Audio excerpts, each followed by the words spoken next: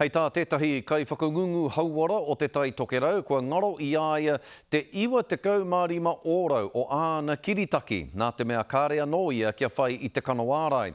Hei tā Aaron te wera Barlow, kāre ia I te whakaai kia kanawārai tia ia, nā te mea kāre I te pai kia ia kia tohu-tohungia ia e te kāwanatanga, me pēhea te tiaki I tōna no hauara.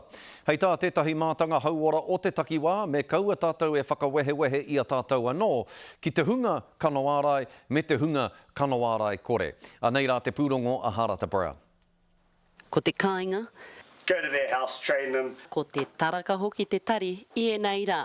Nā te unga mai o ngā ture kore whai pūwero. I'm not anti-vax. If everyone starts falling over, drop in from COVID, then I'll probably take the vaccine. But at this point in time, I just don't see enough evidence to suggest that it's going to kill me. He kai tākoro whutuparo ki tā wāhi o mua no naingira tonu mahi hei kai whakapakari tinana ki ngā whare waiora mā whutuparo tai tokerau hoki. Tai tokerau. We struggle already in terms of getting support up here with our sports teams and with our local athletes. But if our leaders again, encourage this passport to play out, these kids are going to miss out on that opportunity. Mo e tahi ratonga, he māma noi ho tēnā. Ko te TRL I tēnei tau, e meananga karapu me werongia tātou katoa kia tae e mātau te purei tika tō tātou kēmi.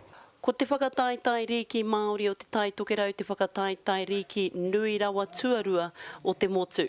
Whetu te kaupai heneti o ngā karapu, kua pūwerongia. Te matangi ana a te rāhoro E te rua te kau mā ono o te marama o Maihe. I'm supportive of those who choose not to vaccinate.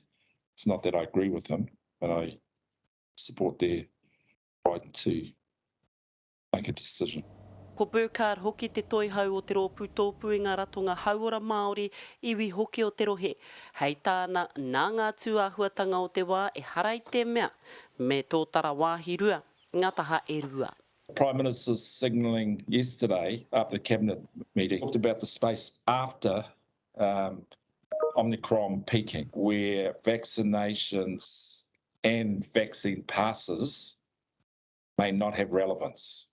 Ia Aaron Barlow e whakatinana nei tana mana ki te whakatau. Koe nei tōna ao mō tēnei wā. Harata Brown, Te Karere.